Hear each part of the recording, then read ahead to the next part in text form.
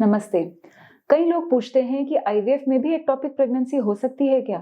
लोगों का ये मानना है कि आईवीएफ में हम बच्चा यूट्रस के अंदर डालते हैं, अल्ट्रासाउंड में देखकर डालते हैं अपनी जगह पर, तो फिर वो ट्यूब में कैसे जा सकता है? Well, it can move back to the tube. The reason being कई बार लोगों की ट्यूब्स ब्लॉक्ड होती हैं, डैमेज्ड होती हैं। कई कंडीशन जैसे एंडोमेट्रियोसिस या पेल्विक इन्फेक्शंस में अधीजन्स बन जाते हैं जो कि ट्यूब की मोटिलिटी को इफेक्ट करते हैं।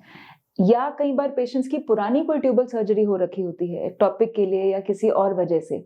इन सब कारण से sometimes, which is very rare, the embryo can move into the tube और can get stuck in the part of the tube जो कि यूट्रस के बिल्कुल पास होता है।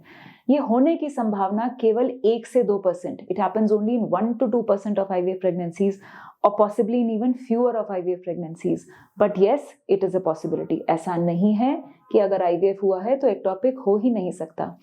Why am I so casual about it? Well, I'm not casual about it because we make every possible attempt to avoid an ectopic. हम uterus के बिल्कुल centre में, मिड कैविटी में एम्ब्रियो को डालते हैं, बहुत जेंटली डालते हैं, फोर्सफुली नहीं डालते ताकि वो जाके ट्यूब्स में फंसे।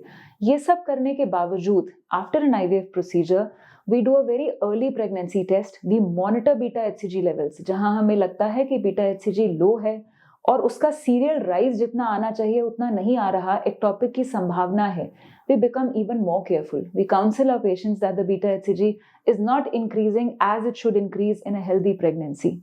फिर हम जल्दी अल्ट्रासाउंड करते हैं. We also do an ultrasound very early in pregnancy, somewhere between 5 to 6 weeks or even earlier at times, to make sure that there is no ectopic.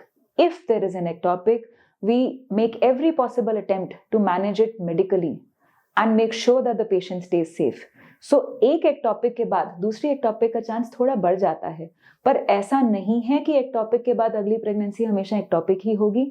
ऐसा भी नहीं है कि आईवीएफ में एक बार एक्टोपिक हुआ तो दोबारा एक्टोपिक ही होगा। अगर आपकी कभी कोई भी एक्टोपिक प्रेगनेंसी हुई है और आप इसके बारे में चिंतित हैं, आप हमसे बात कर सकते हैं। Thank you.